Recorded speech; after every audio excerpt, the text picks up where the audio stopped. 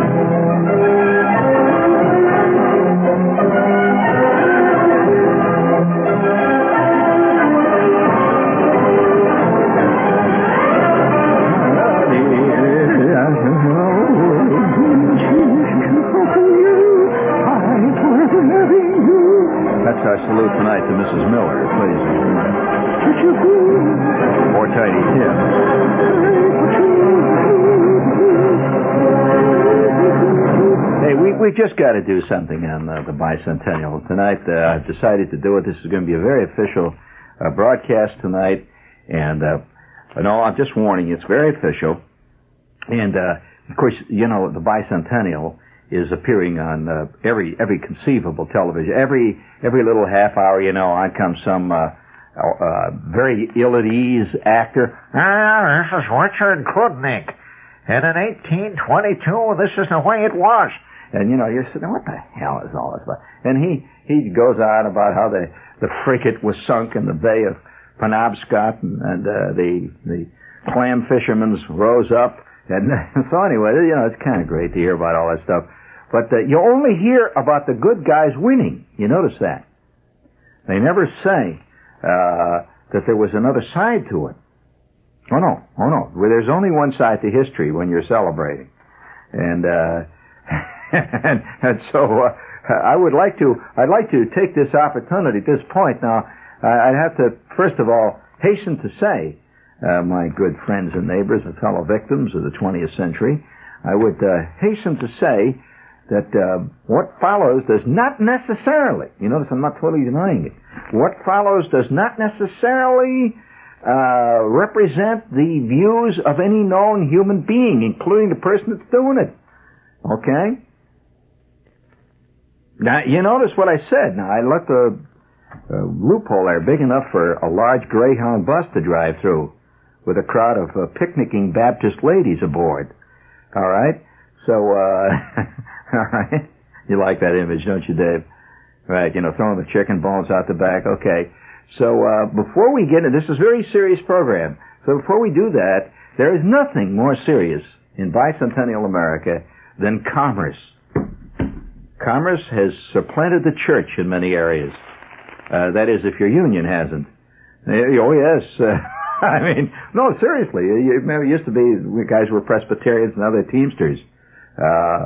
And it's equally a union. And there's equal righteousness involved. And all the rest of it. Oh, yes. The true faith, that's called. So would you please hit the true faith button, please?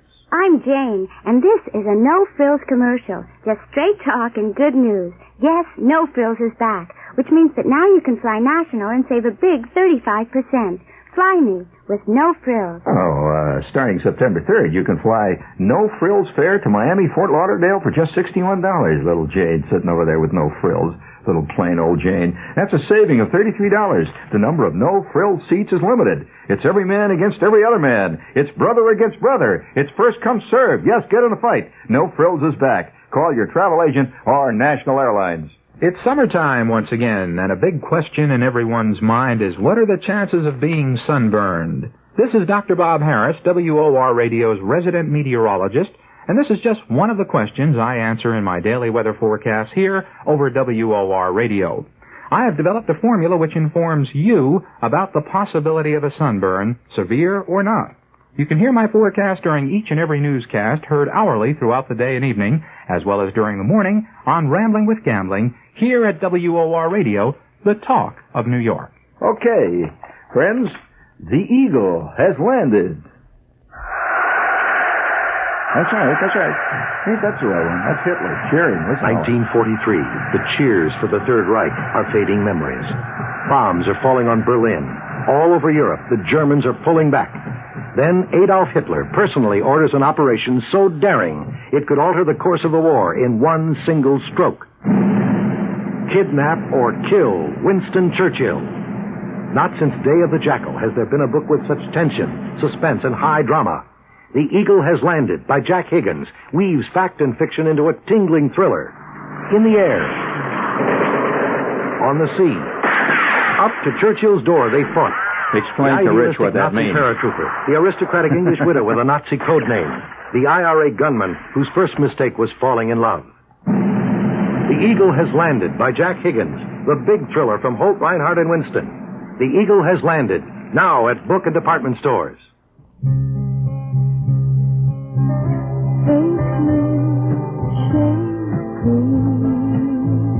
Phone the European Health Spa.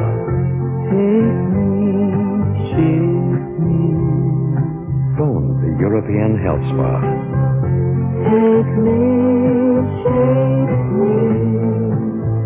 Do it now.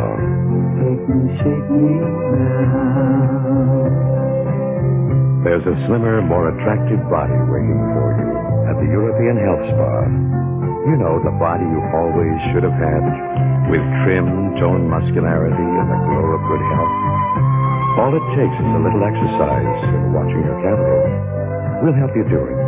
So come on, give us the you that you are, and we'll give you the you that you can be. First trial visit free. Okay, let's cool it there for a while there, huh? I mean, let them relax, you know. There's a thing they call, and did you know that in sales psychology there's a thing they call the optimum saturation point, and that's a very technical phrase, meaning roughly that point at which you say, I can't stand it. Will you get another station? All right, that's what that means. How many times have you said that? I'll never forget. I just wonder whether or not many television stations, and this one, incidentally, I think they're the most guilty of this, are aware of the vast migration of viewers away after the 18th minute of consecutive commercials in the middle of a film. By the time you go back to the film, you've forgotten what film you were watching. You know, it gets back, you know, and halfway you start to dream off right in the middle of the bacon shake spot, you know, and then you start coming back a little bit, and then in the Campbell soup commercial, and then you drift away again, you know, and then there's 3 spots on to visit Jamaica, and then 2 airline spots for you to visit peaceful Morocco, and then by the time you drift back into the thing, they come on with a station break and then repeat another 24 commercials. You know, there's a place for a used car dealer out in Queens where apparently they consistently auction off the best cars in the marketplace. And there's a guy tooting a horn and ringing a bell. And he says, and not only that, free cakes and coffee. You can come down the day before and select the car that you want to buy. Well, you know, this brings you back a little bit. That commercial has a little life to it. And, you know, you like that big fat guy with the horn, he honks as another clunker was sold. And so, Suddenly you find yourself back in a film.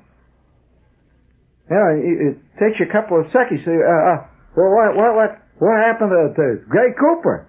Somebody says, well, Gary Cooper, that was last night, Al. So, I was walking Gary Cooper. He says, no, we were watching Alan Ladd. I swear it was Alan Ladd. I said, what are you talking about? Alan Ladd was on last Tuesday. This is already Friday. You know, and then Al says, oh, what the hell? And you switch off and you watch a rerun of a wrestling match that was fought in 1938. You could tell it by the haircut of the referee. But 6 of one happened to the other. So, nevertheless, let's get back now. We've just played enough commercials for you, right? And when I begin to see you getting nervous, or at least you're softened up, I'll throw some more at you, so get ready for it. Yeah, get your snorkel ready there. Have you ever had a feeling that what you need is a metaphysical snorkel? You know what a snorkel is? That's right. Well, see, most people think of it as this tube that goes up, but the real snorkel, you know, is a German word. Most people think of it as, you know, it's a thing they sell down at Grant's, which you swim underwater with. It's a pipe, you know. No way. A true snorkel. It was invented. It was a great secret weapon of Nazi, the Hitler world. Did you know that? Well, what it did, it was a very intricate device, not as simple as the one that you swim around in a swimming pool with. And it enabled a submarine. See, they put this thing up. It enabled a submarine to charge its batteries while lying under the surface of the water, which undetected. See, that's the whole point. See, the problem with a submarine is that it's operated by batteries. See, they have these batteries that are diesel operated. This, of course, is a non-nuclear sub we're talking about, a conventional sub. So they have to charge the batteries. Now, the only way they can charge the batteries is coming up to the top, because this takes it makes a lot of fumes and stuff. They have a generator, you know, that operates, and the batteries are charging, and the thing it's charging away. And they're set so that in 12 hours of surface they lay up at the top, they can fully charge the batteries, and then they can lie under the surface of the water. So they operate on batteries. Or did you know that, underwater? So at that point, you see, the invention of the snorkel was very important, because they could just, you know, this thing goes up. Now, it wasn't just a pipe that went up. That wouldn't work, because you can no. You say, why not? That sounds simple. You put a pipe up in the air. Well, when you're laying in the surface, you're laying under the North Sea with 40-foot waves. I'll be damned if you're going to stick just a pipe up in the air. I'm going to tell you, that's the quickest way to know what's on the bottom of the ocean. You're going to hit the bottom awful quick, and with a big thump. And so the snorkel was a very complex device, and remains that. And now, wouldn't it be great to have a mental snorkel? Where, undetected by your boss and friends around you, you could stick this tube up into the psychological atmosphere and absorb fresh air, which will not be easy to find in the stormy North Seas of your life. And the whole thing goes up there and absorbs this fresh air, and you recharge your psychic batteries, right? And then you could escape from your foes undetected, because that's what the battery enables you to do. They call it silent running. Did you know that that's you've heard that, because you've seen many a Clark Gable movie. You know all these things. And all the technicalities of submarines are totally known to all moviegoers. And that's why a lot of people think there's nothing to a lot of things. Because the movies, of course, always oversimplify almost to a painful degree. So the average guy thinks that the average soldier is dumb because they don't show him learning anything. It's very simple. Why, the average walking around yuck would have trouble even loading an M1. Much less firing it, taking it apart, cleaning it, and keeping it in operation. I mean, you know, just loading it would be enough to throw the average guy for a month. Just taking it off safety. I know one guy that thought, yeah, he got this gun for Christmas from his father. His father gave him a .22. And he was going to throw it away after a year and a half. He said, it doesn't work. I couldn't figure out how the hell the safety worked. All right, so, you know, don't push me, Dad. But nevertheless, is it time for the station break? Yes, of course. I know how it works. This is WOR New York. Right. And now let's lay him out now with the final blast. Hit him, quick. Which high-potency vitamin do physicians and pharmacists recommend most? Theragran and Theragran M with minerals by Squibb. The name Squibb on the label means that you have no doubt about the honor or integrity of the maker. And right now you can take advantage of a great special offer. Buy 100 Theragran or Theragran M tablets at the regular price and get 30 extra tablets at no extra cost. 30 extra when you buy 100. That's a month's supply for one person, but the offer's limited. Get your Theragran by Squibb now. It's the brand physicians and pharmacists recommend most for mixed vitamin deficiencies, and it's available at Haler's Pharmacy, 546 Passaic Avenue in West Caldwell, Medical Center Pharmacy, 365 East Northfield Avenue, Livingston, New Jersey, Center Drug, 656 Bloomfield Avenue in Verona. And don't forget to tune in to this weekend's Jets football game, sponsored in part by your local Squibb Theragran pharmacist. Sing it out, men. Sing loud and clear. I want to hear it coming from the heart. That's right. Someday you'll own. Someday you'll own. Sooner or later you'll own generals. That sounds like John Mitchell singing number 121 of the great hymn book, right? Gee, I haven't heard John Mitchell in a long time. I wonder if he's still doing those funny little things and smoking it. Well, anyway, General Tire doesn't claim its tire experts have all the answers, of course. We're glad to hear it. They're modest, reliable, sober men. But they can tell you just about anything you want to know about tires. Narrow-minded, but they know it. So get out there and ask them about tires. Don't ask him about how to play pinochle. He doesn't know. Tires, yes. General Tire Specialist will handle all your automotive needs. And he'll even give you the words to this song so you can sing it on the way home. It comes printed up and he'll autograph it for you. LP with Tom O'Neill singing it. Sooner or later, you'll own Generals. Let's see. We have two more, and then you're off the hook. For tonight, we can do the show. Hello, I'm David Hartman. You know, we're all grateful when our children are healthy, and we sympathize with parents whose children aren't. Well, your youngsters can help children stricken by muscular dystrophy, especially when you encourage them. Send for a carnival kit. It shows youngsters how to hold a carnival right in your own backyard. The money raised will send children disabled by dystrophy to summer camp. Here's where to write. Carnivals Against Dystrophy, P.O. Box 2000, Times Square Station, New York, or call 212-765-1725. Okay. Now, do we have any more there? Right. Fly Aeromexico, the airline of Mexico to Mexico soon. Aeromexico. Aeromexico, the airline that takes you to Mexico City and on to Acapulco on El Grande, our wide-body DC-10.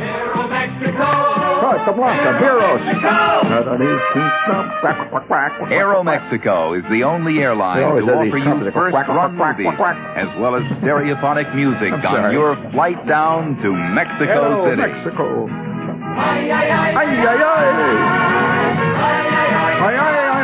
And to make your trip even better, Aeromexico has over 1,000 Aeromexico quality-approved tours to Mexico.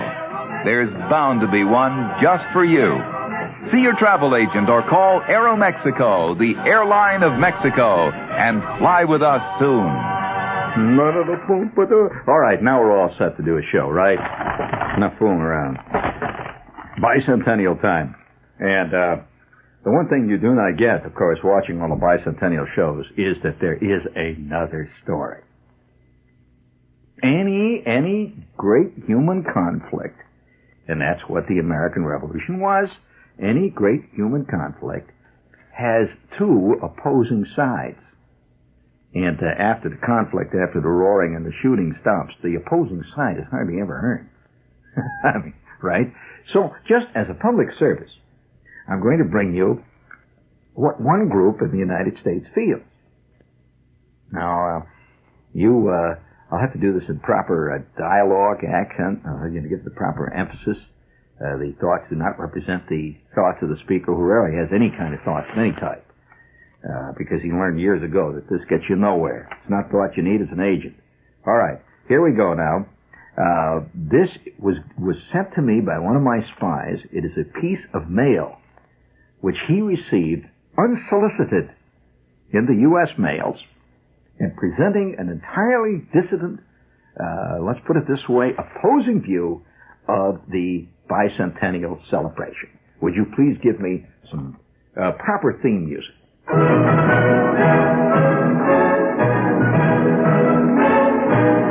We shall fight them from the hedgerows.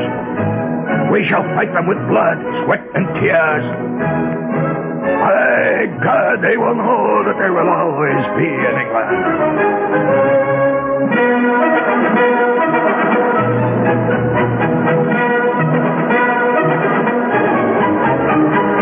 The Committee for the Truth about the Dastardly American Revolution brings you the following program.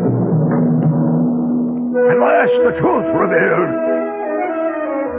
America, don't be deceived by Bicentennial propaganda. Reunite now with England. As we approach the 200th anniversary of America's independence, we look with dismay and distress upon the many problems facing our country. The list is long and growing longer. We stop and ask why. What is the cause? These innumerable crises are nothing less than the inevitable festering of a grievous mistake made 200 years ago, the American Revolution. The corruption in high places, the putrescence of our political institutions, the decay of our country's moral fiber, all originate in those self-serving and extremist acts of a few of our hot-headed, rebellious, so-called founding fathers. Their unwillingness to work within the system and their violent overthrow of the benevolent British rule. The sins of the founding fathers are now being visited upon the children. The only solution is that the corruption of the past mistake is to reunite with Mother England. Travel down the pothole tarmac of American history at a 65-mile-an-hour speed limit, and you will see that every corruption, every brutal and violent act, every injustice could have been prevented if only those radical and hot-headed men had been patient enough to work within the system. Slavery was abolished in the British Empire in 1807, 16 years before the Emancipation Proclamation. Hence, there would have been no Civil War, no Reconstruction period, no Ku Klux Klan. World Wars I and II would never have occurred. Germany would never dare attack a British Empire that included both sides of the Atlantic Ocean. The American Revolution not only betrayed America, but also blessed Mother England. Nay, the entire civilized world. Historians agree that the bloodbath of the French Revolution, and indeed the Russian and Chinese Communist revolutions, look to the success of the American Revolution for their model. Can we honestly glorify men who have caused so much pain, so much grievous wrongs, and for whose mistakes we are today suffering? The Loyalists were the real patriots. For over 200 years, we have been deceived and bullied into believing that violent, hot-headed men like Patrick Henry, George Washington, Thomas Jefferson were heroes. But the real heroes were the American Loyalists, the Tories, who could see what terrible things the Revolution would cause. But how do our history books treat them? As traitors, despicable traitors. And how did our great heroes, those supposed lovers of liberty and justice for all men, treat those far-sighted men loyal to God and King and Mother England? They confiscated Tory property, drove them into exile, and barred and tarred and feathered them, threw them into prisons without trials. Do we hear any of this from our biased Bicentennial Commission? Of course not. They are covering up, just like the Watergate scandals, covering up the evils that were visited upon the whole world by that dastardly American Revolution, which brought upon us the Chinese Revolution, the Cuban Revolution, all the bad things in all of history ever since that time was brought about by Patrick Henry. Give me liberty, give me truth. Indeed, the truth is that Mother England remains like a rock of civilization. Yes, let us correct that dastardly mistake of history that was made 200 years ago by reuniting with glorious England, once again rejoining our Queen and celebrating God and country by singing God Save the Queen. Instead of that ridiculous song of rebellion, America the Beautiful, potholes, litter bugs everywhere. Yes, America the Beautiful, the song of revolution. And I say to you that when all school children sing, God save the Queen, and the Union Jack floats over Indianapolis, only then will civilization restore itself to the American public.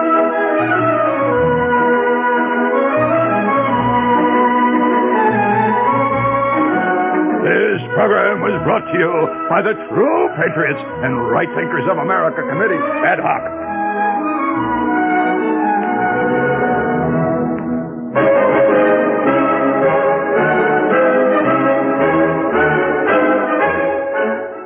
That was exciting, wasn't it? Never thought of it that way, did you? I mean, the whole damn world collapsed. I mean, you know. Right. Holy smokes. Well, you know, 3. Wow. So much for 4th of July, I'll tell you. Well, now, you think I'm making this up? There it is. This is going into my archives here, friends. Vast file of trivia so that people of the year 5,970 will know exactly what it was like. This was a view. And he says it just came in the mail. He said it came with an ad from Beneficial Finance, 2 bills from the light company. The phone company was sending him a friendly little note. And he says he read this one last. He said, by God, he halfway believed it after all those notes from IT&T. You know, oh yeah, there are very many extremes of turning back the clockism.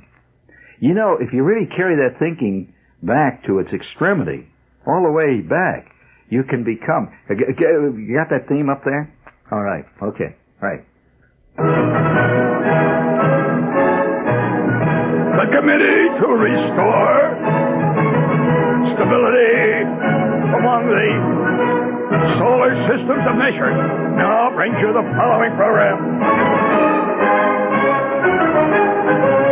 We are tired of this so-called celebration of man, which goes on incessantly. Do you realize that World War I, World War II, the American Revolution, the Chinese Revolution, Attila the Hun, Alexander the Great, the stabbing of Julius Caesar in the marketplace, all of these evil, dastardly deeds would have been prevented if Adam had not known Eve in the Garden of Eden. But who is responsible for that? Who created the whole mess? That is correct. That which some wrong-headed people continue to worship. God. The ultimate enemy of us all is God, because had he not created Adam, he would not have created the original sin. And had he not created the original sin, there could conceivably have been at any point, human misery and unhappiness which have succeeded generation after generation. So we demand a turn back to the clock before there were even men at all. And so the committee to alleviate the wrongs of nature and the solar system demand a return to the original scheme of things before man was created. All right, just bring it in. Don't worry about it. That's fine. With these committees, it really doesn't matter whether the music comes or goes. The blathering will go on. But see, you could rewrite any kind of history you want. You can prove conclusively that had not President Kennedy got elected in 1960, there couldn't have been an assassination. You know, it's that kind of thinking.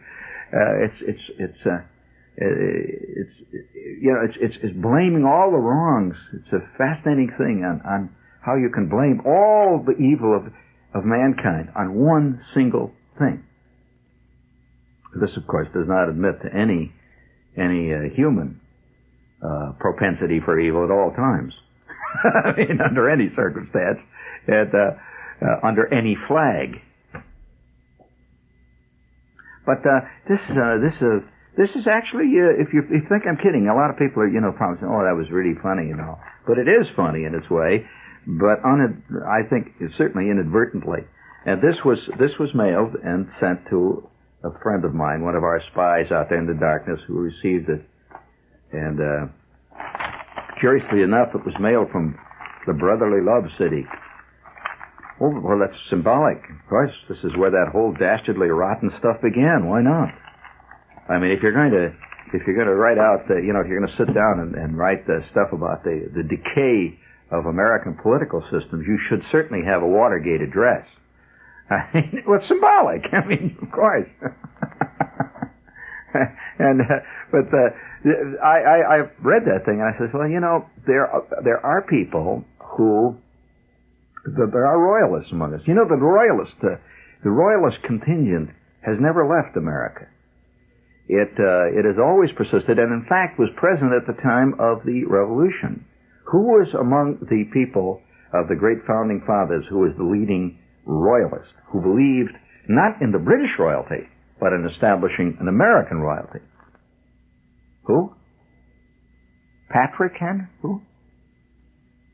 Well, but he was not a leader in that field. He leaned towards it. But who was the leader? There, Madison? Well, no. Barack. Who was it? Well, it was Alexander Hamilton. And in fact, Hamilton, at one point in time, to use another government phrase, suggested that Mr. Washington be the king.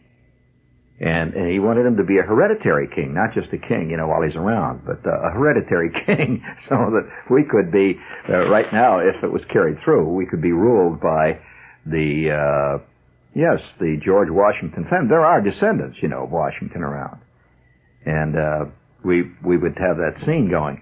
Now, that curious kind of thought has never left the country. In other words, there's always been a small group of royalists.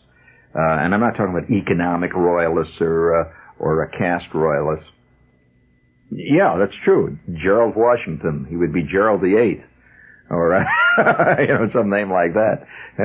And of course, the thing about royalty, of course, is people who are royalists, who go for this idea of royalty, always consider themselves part of the aristocracy. That's important to realize that all advocates of the royal system invariably think of themselves as part of the aristocracy of that royalty, of that system.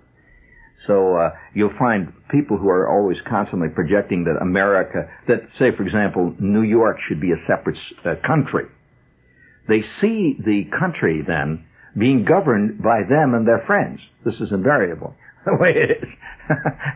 It's only right. I mean, so this is the problem that always faces guys who want to establish a new country. Every time you want to establish a new country or a new form of government, you always see it ruled by yourself or the people who think like you do. And so it presents a great problem. But the old royalist idea has always persisted. This is a deep human, again, it's a human, one of the human fallacies, the belief that somehow if you have a king, he's above politics. Whereas, as a matter of fact, some of the most corrupt politicians of all history were kings. But there is always this belief that you might say aristocratic concepts always put the person above the crass things of now. As a matter of fact, many a king has gotten into trouble because he demanded unbelievably high tariffs to be paid to him, which is, in a sense, he just came right out and said, look, I am not going to mess around with a graft. You just pay. And they did. And so ultimately they blew the lid off of that whole concept because it eventually decays into figureheadism, at which point then you have what they call popinjays then come into the field and they lead the country, and the king is the figurehead. But if you have a real king, in other words, a king that actually does rule, then that's just another name for a dictator. But it's a dictator, you see, with a difference. And what is the difference? Well, he is always invariably considered, if a king is involved, he is considered to be somehow that way by birth and by right. That's called the royal right of succession. He's not just a tough guy that came in and took over like Hitler. It's royal right. And so it's very hard, much harder to mount a revolution against a king than it is, say, against a dictator. Because the dictator usually is just another guy like you, and he got a lot of guns together and a bunch of his buddies, and they blew up the city hall. And there's nobody that says he's divine. Although it's interesting to note that many a dictator has assumed divinity later. They begin to deify themselves. Now, for example, in communist China today, Mao Zedong has attained semi-deity status, and he is almost he's a god, a godlike creature, and at the point where any mere mortal crossing swords with a Mao, or say crossing swords with a member of that kind of concept, is not crossing swords with another man, but a divinely inspired creature. And that's madness in itself. It's like arguing with Buddha. It doesn't work. I mean, so the whole idea of king and I suppose you can say the divinely inspired leader has always been part of the fallacy of mankind, and we've always gone back to it ultimately, curiously enough. That's why dictatorships continue to arise. And they seem at the time to be the right thing. The people get swept away. You heard that cheer of the eagle has landed, that little commercial there. Well, that was millions of people cheering a guy, which they thought at that time, by the way, had curious, he was a super divinity almost. And in fact, Hitler, a lot of people don't realize that during Hitler's reign in Germany, that everything was done to make Hitler appear to be beyond the mortal failings of human beings. For example, he made great efforts not to ever get married. He doesn't have anything to do with women. He made a big thing about he was always afraid that he would gain any weight. Did you know that Hitler was extremely nervous about gaining weight because that would be somehow human? It would he would be a human person. It shows that he likes to have fig Newtons late at night and sit around and have a little beer with the boys. So he was always afraid of gaining weight. And they had movies made. There's a famous movie director, for example, that made a great movie. I say it only technically. It was a great technical movie. It was a tour de force of direction. And it's a powerful thing. What's the name of the movie? You studied a little media. What is it? You don't know the name of the movie. Well, it was called The Triumph of the Will. And it's a movie that was shown throughout Germany back right shortly after Hitler came into power during, around the time of the 36 Olympics. It's historically true. And this movie was just absolutely compelled. People had to go see it, and it was shown in the movie houses. And it was a tremendous success. And the opening of the movie literally shows Hitler descending from the heavens. Yes, he does, in a great flash of light. And he really, what he does actually is arrive in a J-52, if you're interested in what it was. It was a Lufthansa transport of the period, later a bomber, a J-52, it's a Junkers, Ju-52, and he comes out of the sun, and you just see Hitler literally descending. It's fantastic scenes. Millions of people, and he walks a solitary figure among great banks of thousands of torch-bearing people. It's just unbelievably dramatic, and so it's all based on the concept of a deity concept. A deity does not walk with the crowds at any point.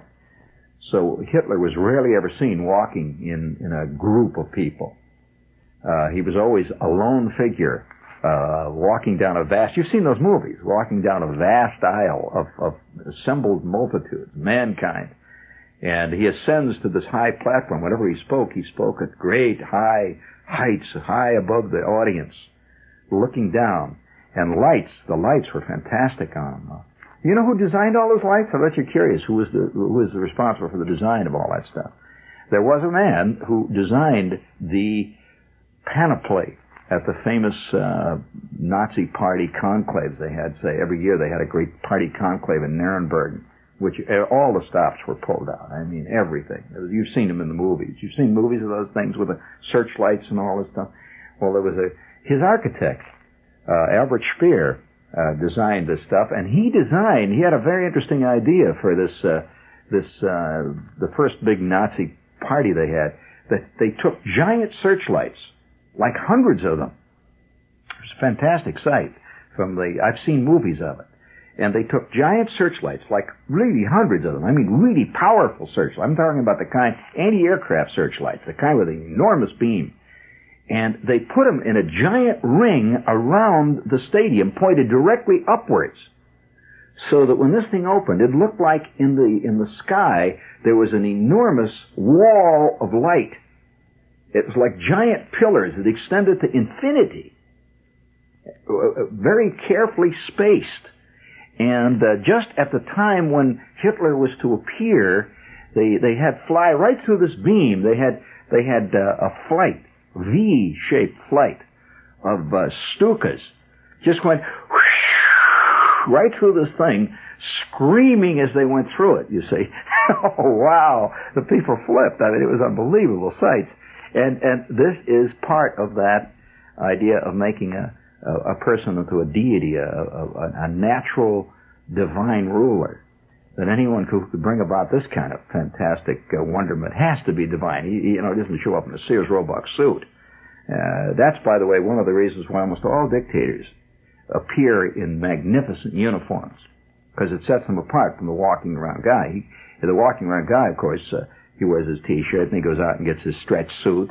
But when you see, for example, scenes of Stalin, he has, wow, and this is all part of the panoply. Napoleon, for example, had great uniforms designed for himself, and he made sure that this was so. So everything was very, very dramatic. And he was even more than a king. Of course, he declared himself an emperor, which is, goes even back before kingship. Emperor means an empire, whereas a king means just one little country like Patagonia. But an emperor, that's something else. That's the biggie. That's a big time. That's like Caesar, the Roman Empire, and all the rest of it. So the imperial connotations. Panoply are very evident when you look at say the procession of a leading dignitary from say a great Iron Curtain country. When he arrives, he arrives wearing a tremendous uniform usually. He arrives with a color guard, tremendous color guard, a Praetorian guard standing at attention, usually a very specially selected group of soldiers, all specially uniformed, which, by the way, was another thing that Hitler did. He had great uniforms for the palace guard, which, incidentally, in essence, was the SS. But within the SS, there was a nucleus called Hitler's Guards, the Führer Guard, and they were like the cream of the cream. And why, they had uniforms that even to this day glow in the dark, if you run across one of them. But those uniforms and all that stuff, people are studying that. You can actually buy now books where all the Nazi regalia is all carefully analyzed. Schutzstaffel SS Hauptführer, second class, with the Order of Romania and the Great Star of Bulgaria with Diamond Cross Leaf Oaks. Wow. This is WOR New York. Stay tuned for In Conversation.